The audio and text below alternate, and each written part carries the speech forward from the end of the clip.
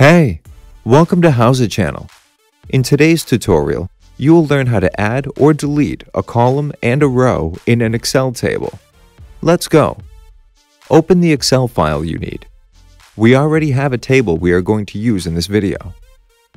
To add a row between row 7 and 8, we need to select the row number 8. Right-click on it and choose Insert.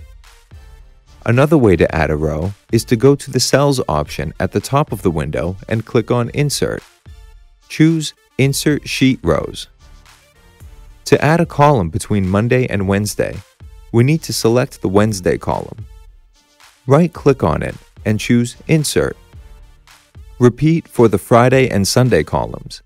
Select it, right-click and choose Insert. We are going to fill in empty cells. Let's add a few more rows. Select the Amount row and the one right under it. Go to the Cells option at the top of the window and click on Insert. Choose Insert Sheet Rows. Fill in the cells with information, a list of goods for example. Now let's delete the rows and columns. To delete the row, select and right-click on it. Choose Delete. Is to select the column and right-click on it. Choose Delete. To delete the column, select it. Go to Cells option and click on Delete. Choose Delete Sheet Columns.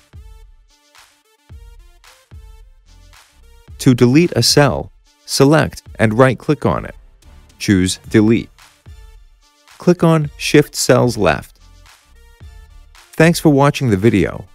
Please like it and let us know if you use any of our tips and tricks. Subscribe to our channel.